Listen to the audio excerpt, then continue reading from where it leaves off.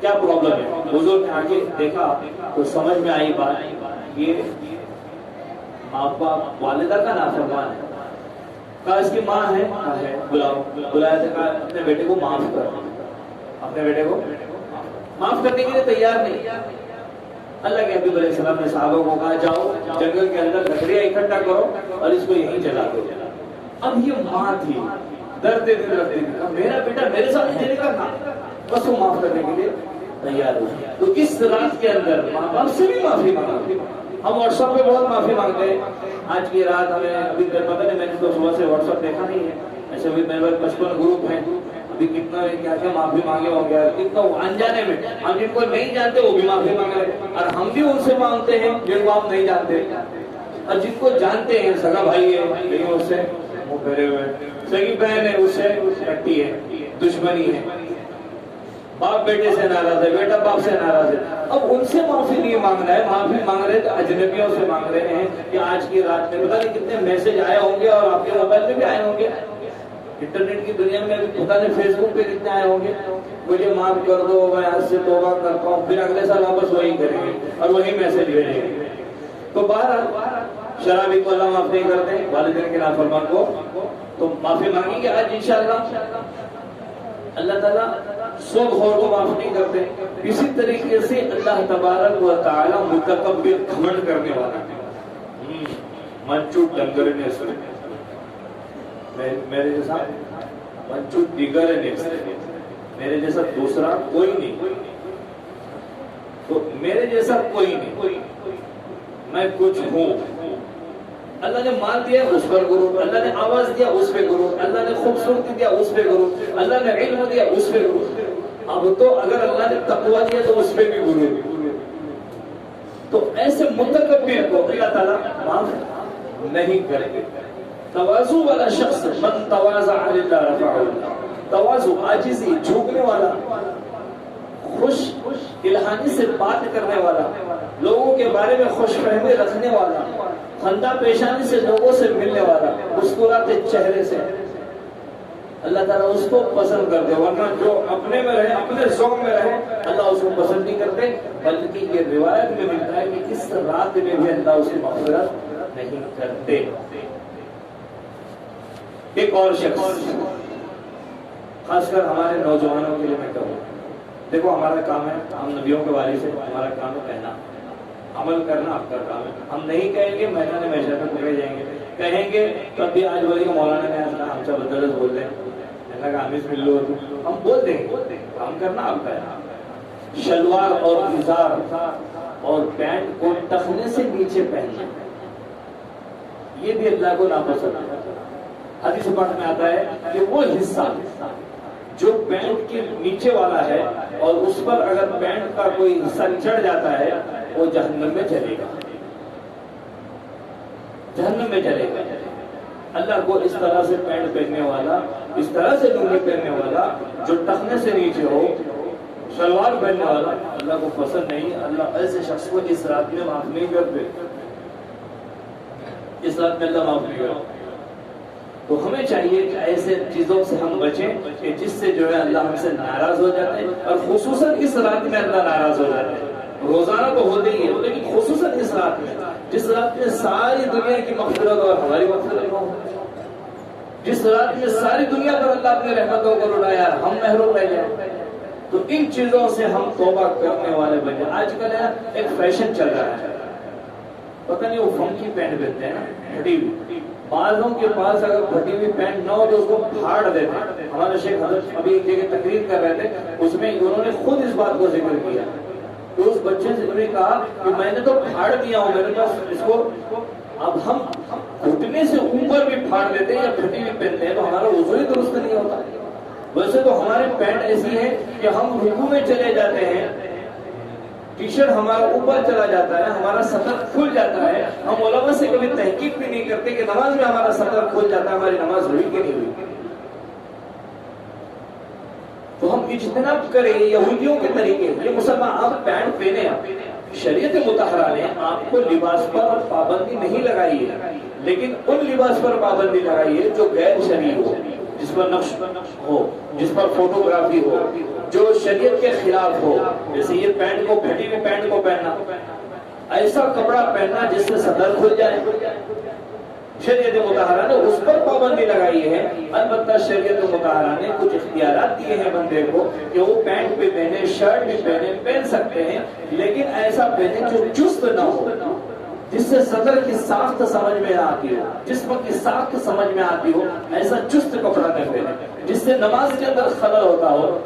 آج جو ہے ہمارے علاقے کے اندر ایک فیشن عام ہو رہا ہے، اصلاح کے طور پہ بتا رہا ہوں، نہ جانے کیسے کیسے کپڑے پہنے جاتے ہیں۔ شریعت مطہرہ نے اللہ کے نبی صلی اللہ علیہ وسلم فرمایا رب قاسیۃ عاریۃ، قیامت کی ایک نشانی بہت ساری، تو عورتوں کے تعلق سے حدیث مبارکہ میں فرمایا کہ قیامت سے پہلے عورتیں ایسے کپڑے پہنیں گی، ایسا چست کپڑا پہنیں گی جس کی بنا پر لگے گا کہ اب یہ پورے برہنہ ہے، پوریاں ہیں، ننگے ہیں۔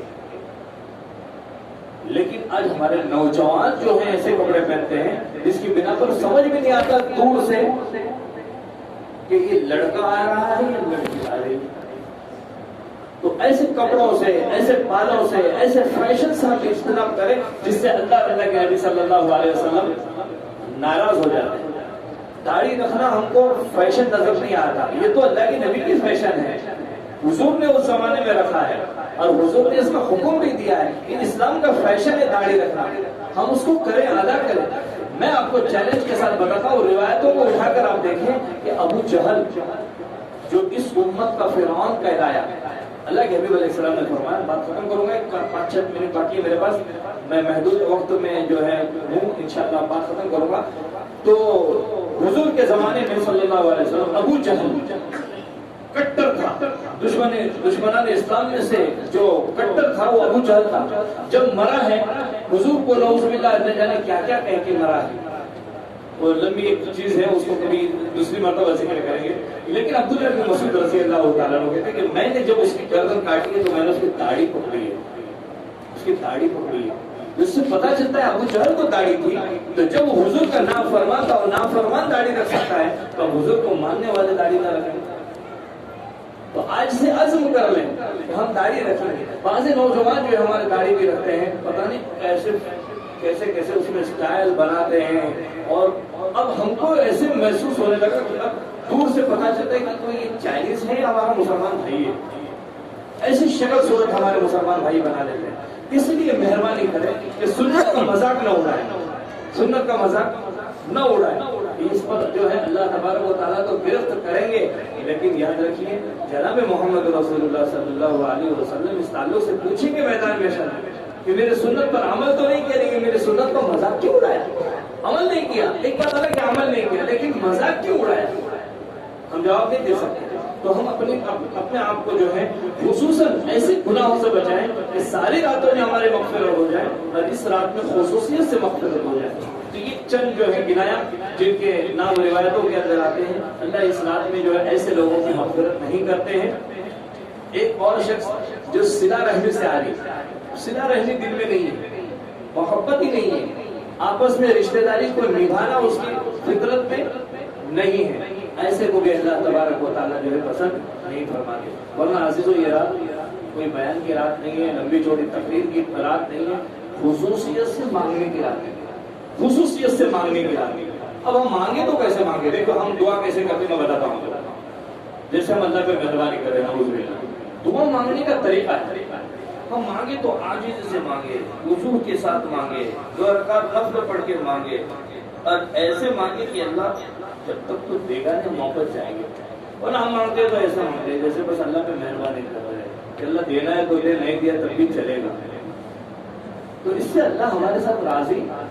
انگلیاں چٹکانا ویسے بھی شریعت میں مکروہ ہے، ہاتھوں کو بجانا اس طرح سے، ہم مانگتے ہیں ایسے مانگتے ہیں دینا ہے تو دے دے ورنہ مت دے، تیری مرضی ہے۔ تو اس سے اللہ تعالیٰ خوش نہیں ہوتا۔ اللہ دینے پہ آ جائے ایسا مانگو، اللہ کو ترس آتا ہے اس شخص پر جو اللہ کے سامنے گر گرا کے رو رو کے عاجزی کے ساتھ مانگا ہے۔ رونا کیوں نہیں آ رہا ہمیں پتہ ہے؟ اس لیے کہ ہمارے دل سخت ہو چکے ہیں، گناہوں کے بار سے دل سخت ہو گیا۔ تو اس رات میں ضرور مانگے۔ اب کچھ رات سوئے بھی، کچھ رات تلاوت بھی کرے، کچھ رات ذکر بھی کرے، الگ الگ مختلف عبادتیں کرے، ورنہ ہم ایسی نیتیں کر لیتے ہیں جیسے صلاۃ التسبیح بہت افضل عمل ہے یہ، کم سے کم زندگی میں ایک مرتبہ تو پڑھ ہی لینا ہے. کسی کو عادت ہو روزانہ پڑھے، نہیں تو ہفتے میں ایک بار پڑھے، نہیں تو مہینے میں ایک بار پڑھے، کم سے کم سال میں ایک بار پڑھے، اور نہیں تو آخری زندگی میں ایک ہی بار پڑھے. اب ہم پڑھتے ہیں صلاۃ التسبیح انہی راتوں میں، شب برات میں، شب قدر میں، اور نہیں جانے پھر کبھی ہم کو صلاۃ التسبیح اب پھر پوچھنے آتے ہیں. ایک مرتبہ ایسے ہی ہوا، شب برات کے موقع پہ ایک شخص کو صلاۃ التسبیح پڑھنی تھی. اب وہ آیا، سب سے پوچھ رہا ہے کیسے پڑھتے ہیں. سب نے اس کو ایک ہی طریقہ بتایا، ایسے پڑھتے ہیں، رکعت باندھے 15 مرتبہ سوم کلمہ پڑھے، پھر سورہ فاتحہ پڑھے، پھر اس طرح سے اس کو بتایا گیا. پھر بس سمجھ میں آیا، پھر دوسرے کے پاس گیا، پھر ایسے بہت سارے لوگوں کو اس نے پوچھا، پھر میرے پاس آیا. میں بھی تھا اس مسجد میں. مولانا صلاۃ التسبیح کیسے پڑھتے ہیں؟ بولا اس طرح سے پڑھا. یہ سب سمجھ میں آیا، لیکن میرے کو ایک بات سمجھ میں نہیں آئی. اور سب سے میں مجھے یہی طریقہ سمجھایا، میں جو ہے وہی سمجھائیں گے، اور کون سا نہیں طریقہ سمجھائیں گے. سوم کلمہ کون سا ہے وہ بتائیں. اللہ اکبر. تو میں نے کہا سبحان اللہ الحمدللہ ولا، ہاں وہ یہ مانا ہے سوم کلمہ. تو سمجھ میں آنے والی بات ہے کہ ہم اتنے غافل ہو گئے ہیں کہ سوم کلمہ کس کو کہتے ہیں. وہ پتا ہے، آ تو رہا ہے لیکن یہ نہ پڑھنے کی وجہ سے. اب صلاۃ التسبیح 4 رکعت کے نیت مان لیتے ہیں، پھر جو ہے اس طرح سے ہوتا ہے کہ اب نیند آ رہی ہوتی ہے، غلبہ ہوتا ہے، پھر ہماری دعائیں چھوٹ جاتی ہیں. اب پڑھیں، بشاشت سے پڑھیں. اس رات میں ہی پڑھے، ضروری نہیں آپ کل کے دن میں پڑھے، دن بھر میں موقع ہوتا ہے. حدیث سے پاک میں آتا ہے کہ اس رات میں خصوصی رحمت اترتی ہے، لیکن دن بھر روزہ رکھنے والے بھی اللہ کی رحمت سے محروم نہیں ہوتے. تو کل کا روزہ ہے، آج بھی بہت ساروں نے روزہ رکھا ہے. اب کل سے کتنے میسج آئے، کتنے فون آئے کہ مولانا کل کا جو ہے روزہ ہے، یعنی آج کا. تو ہم نے ان کو بتایا کہ ویسے بھی اب اس پر بہت سارے لوگ عمل کرتے ہیں، نہیں کرتے ہیں، لیکن اس رات میں عبادت کریں گے اور دوسرے دن روزہ رکھیں گے تو ایک ہی روزہ ہے شب برات، اور وہ بھی مستحب ہے، مندوب ہے. لیکن میں تمام مستورات سے یہ گزارش کروں گا کہ سال بھر کے اندر، اور ان لوگوں سے جن کے روزے رمضان المبارک میں چھوٹ جاتے ہیں، رمضان المبارک میں خصوصیت سے کبھی کبھی روزے بیماری کی وجہ سے اور کسی عذر کی بنا پر چھوٹ جاتے ہیں، ہم اس مسئلے کو بھی معلوم کریں کہ ہمارا فرض روزہ باقی ہے. تو اب 15 دن بچے ہوئے ہیں ہمارے پاس شعبان کے ختم ہونے میں، تو ہم یہ روزہ ضرور رکھیں، لیکن اس میں ایک نیت کر لیں. کیا نیت کریں؟ یہ سنت روزہ اپنی جگہ پر، لیکن فرض کی نیت کر لیں کہ رمضان المبارک میں میرا فلاں روزہ چھوٹ گیا، میں اس کی قضا کرتا ہوں. تو کسی کے 4 چھوٹے ہیں، کسی کے 6 چھوٹے ہیں، کسی کے 7 چھوٹ گئے ہیں، تو یہ قضا ادا کر لیں.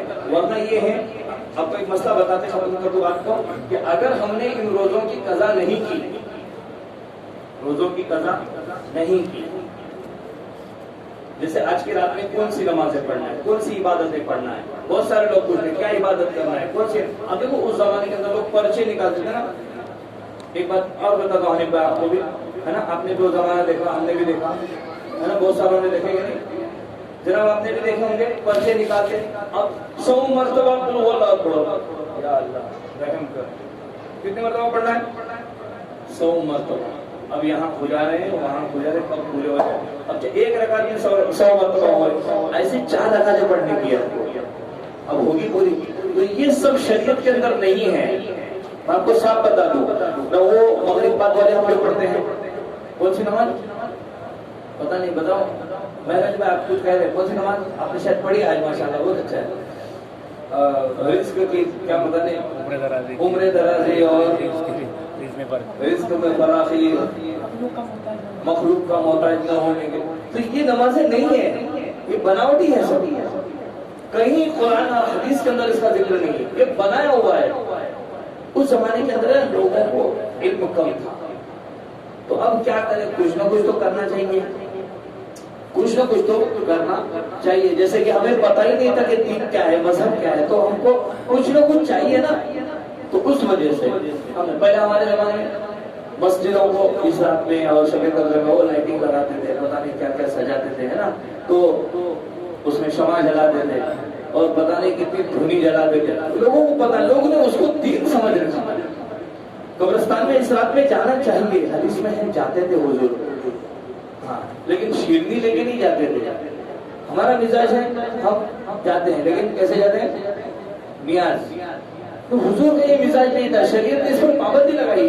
وہاں جاتے تھے اللہ کے نبی صلی اللہ علیہ وسلم. عائشہ صدیقہ رضی اللہ تعالیٰ نے کہا میری باری تھی اور حضور چلے گئے. میں اٹھی، مجھے نہیں پتا، میں ڈھونڈنے لگی کہ اللہ کے نبی گئے تو کہاں گئے.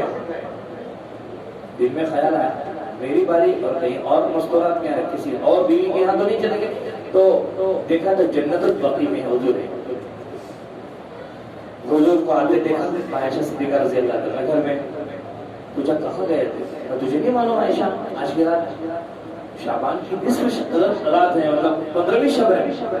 آج اللہ تعالیٰ اپنے بندوں کو معاف کرتے ہیں، ان کے حال پہ رحم کرتے ہیں اور اس طرح سے جو ہے جہنمیوں کو آزاد کرتے ہیں. تو قبرستان جانے کا روایت تو ملتا ہے لیکن کہیں ایسا نہیں ملتا ہے کہ حضور صلی اللہ علیہ وسلم اس طرح سے گئے ہیں قبرستان جس طرح سے ہم جاتے ہیں. ہمارے اس رات میں اللہ کے نبی نے عبادتیں کی ہیں لیکن ہمارے آپ کی طرح نہیں کی ہیں. ہم تو بس عبادت کے نام پر جو ہے تھوڑا سا جاگنا ہلکا پھلکا سمجھ لیتے ہیں، لیکن عبادتیں کرنے کا ایک عزم اگر دل میں ہونا تو سچا سجدہ ہے. سچا سجدہ طویل سجدہ ہوتا ہے، لمبا سجدہ، اتنا سجدہ ہو کہ پیشانی پہ باہر آ جائے. ہم کہتے ہیں نماز کے اندر جو ہے ورزش ہے، وہ نماز میں ورزش ہے، حقیقت میں ہے. لیکن یہ ورزش کب ہوتی ہے؟ جب صحیح معنی میں رکوع کیا جائے، صحیح معنی میں اس کا سجدہ کیا جائے. اب ہمارے سجدے اتنے سکڑ گئے ہیں اور رکوع اتنا جلدی ہو جاتا ہے کہ سبحان ربی العظیم وہ بھی ہم بھی پڑھنے تک ہم اڑ جاتے ہیں. صحیح بات ہے. تو اس کی وجہ سے ہماری ورزش ہو ہی نہیں پاتی ہے. ایک مفتی صاحب ملے تھے، کہہ رہے تھے مجھے سنا انگریز ملا اور انگریز نے کہا کہ تمہارے نماز میں ورزش ہے. تو میں نے کہا بالکل ہے. تو بولے جب تمہارے نماز میں ورزش ہے تو تمہارے پیٹ کیوں آگے؟ ظاہر سی بات ہے آدمی کی ہیلتھ جو ہے نماز کے اندر درست ہو جاتی ہے.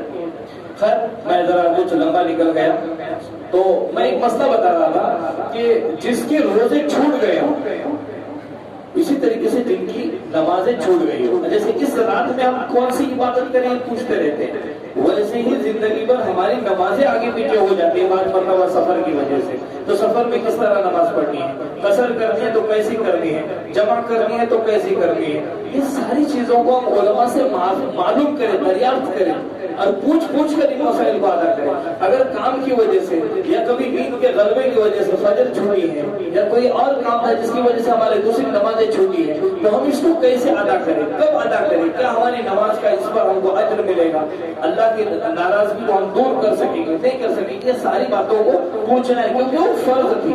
جس طرح ہم نے آج کی نوافل کے لیے پوچھنا شروع کیا، کل کے نفل روزے کے لیے پوچھنا شروع کیا، ایسے ہی ہمارے پاس جو ہے ہمارے چھوٹے ہوئے روزے باقی ہیں اس کو ہم ادا کرنے والے بن جائیں اور خوب اللہ سے مانگے، گریہ وزائی کرے، خوب رو کر مانگے. خالی ہلکا پھلکا مانگنے سے اللہ تعالیٰ کو بھی کوئی پرواہ نہیں ہوتی. اللہ تبارک و تعالیٰ ہمیں عمل کی توفیق عطا فرمائے اور صحیح معنی میں ہمیں سچی توبہ نصیب فرمائے. صحیح معنی میں اللہ تبارک و تعالیٰ دعاؤں کا ہمیں جو ہے رنگ ڈھنگ سکھائے. اور ایک بات عرض کروں گا، اللہ کی رحمت اتنی وسیع ہے، آپ کھڑے ہو جائیں تو میں ابھی اٹھتا ہوں یہاں سے. اللہ کی رحمت اتنی وسیع ہے، اللہ تعالیٰ 100 قتل کرنے والے کو معاف کر سکتے ہیں. تو ہم نے تو ابھی تک ایک مچھر بھی نہیں ماری ہے، تو اللہ تو ہمیں معاف کریں گے نہیں کریں گے؟ کریں گے نہیں کریں گے؟ اللہ کریں گے. بنی اسرائیل میں 100 قتل کرنے والے 100. اس نے کیا اس کو 99 قتل کرنے کے بعد اس کو خیال آیا تو ایک راہب کے پاس گیا، بولے ایسا ایسا کیا ہوں میں نے، 99 لوگوں کو مارا ہوں، بہت بڑا ظالم انسان ہے. تو کیا بولے اللہ کے یہاں پر میری مغفرت ہوگی؟ تو راہب تھا، خالی عبادتیں کرتا تھا، اس کو دین کا علم معلوم نہیں تھا. اس نے کہا اچھا اتنے قتل کرنے کے بعد تیرے کو کون معاف کرے گا؟ ارے وہ اللہ ہے، تو بندوں کی جان لی. اچھا میری مغفرت نہیں ہوگی؟ نہیں ہوگی تو پھر تیرے کو کیا کرو ہوا سینچوری پوری سمجھ گئے. اس کو بھی ختم کی. پھر اس کو خیال آیا میں نے کچھ غلط کیا، کسی عالم سے پوچھتا ہوں. مسئلہ کس سے پوچھا جاتا ہے؟ عالم سے پوچھ.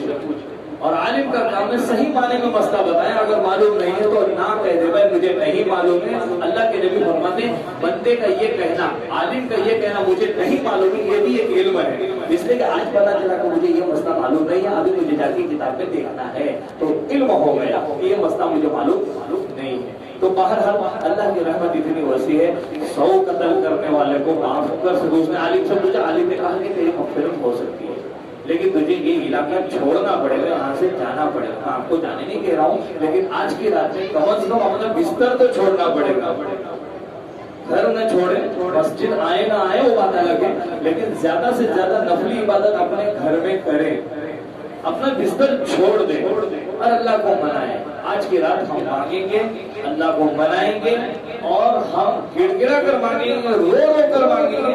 جب تک اللہ نہیں دیتے نا، صبح صادق تک اللہ آواز لگاتے، صبح صادق تک، فجر کی اذان ہونے تک اللہ آواز لگاتے. کوئی ہے مانگنے والا، کوئی ہے مغفرت کرنے والا، کوئی ہے مصیبت کو مارا جو اپنی پریشانیوں کو حل کرنا چاہے. آؤ آؤ آؤ، آج میرا دربار کھلا ہے.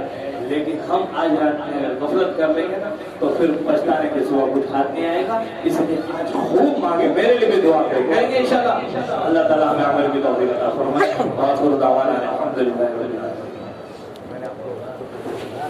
بیٹھے